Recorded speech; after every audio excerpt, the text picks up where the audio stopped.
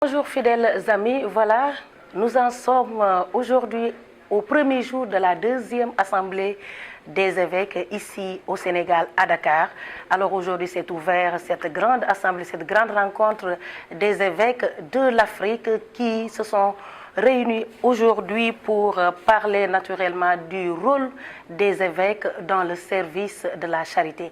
Alors cet événement a été ouvert par le ministre Augustin Tine, qui a représenté le président de la République, Macky Sall. Et puis, il faudra noter que plusieurs allocutions ont eu lieu aujourd'hui. Alors, après cette ouverture et les allocutions, il s'est tenu également une conférence de presse où les journalistes ont rencontré Monseigneur Jean-Pierre Bassène, je rappelle juste qui est le président de Caritas Sénégal, avec lui également son éminence Texan. Ensemble, ils ont fait face à la presse pour revenir sur l'importance de la Caritas, sur tout ce que fait la Caritas au Sénégal, en Afrique et dans le monde, et naturellement les enjeux aujourd'hui de la Caritas, pour ne citer que ces enjeux. Au Sénégal et surtout le continent de l'Afrique. Nous venons de célébrer l'ouverture du congrès international de Caritas Africa qui va durer pour 3 jours. Et bon, c'est juste pour un petit peu faire le point de la situation du continent, de l'Afrique, les divers défis. Et puis de le discuter un petit peu en essayant de trouver les solutions à tous ces problèmes-là et comment on va promouvoir, pour ainsi dire, le développement intégral des Africains et éventuellement même du monde entier. Le thème a été bien évoqué par vous-même. Organiser le service de la charité en Afrique, le rôle des évêques.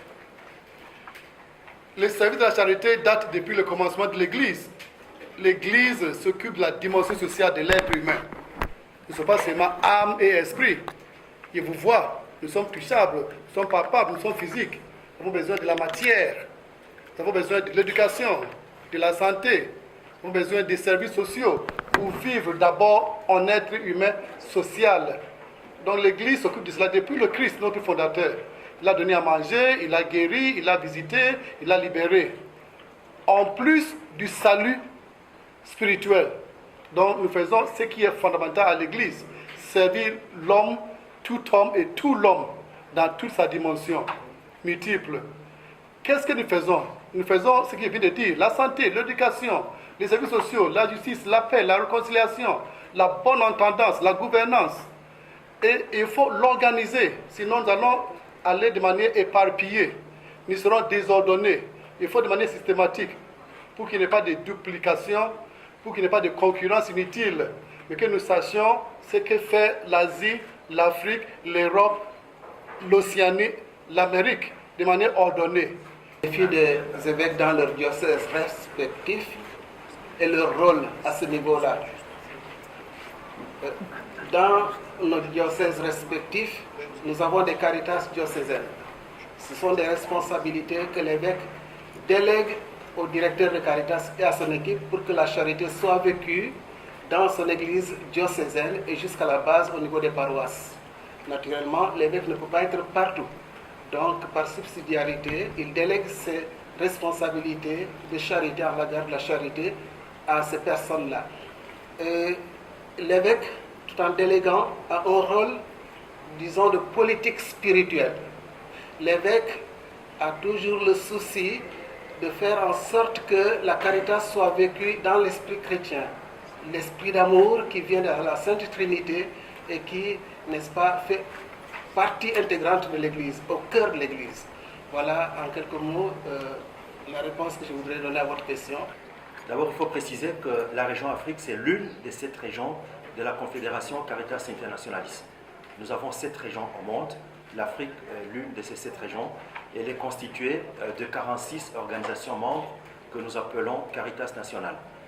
La question elle concernait la dimension progrès réalisé depuis la déclaration de Kinshasa. Il faut rappeler brièvement le contenu de cette déclaration qui s'était focalisée sur l'amélioration des relations entre les Caritas nationales et leurs partenaires, mais également sur le rôle des Caritas nationales dans leurs pays respectifs.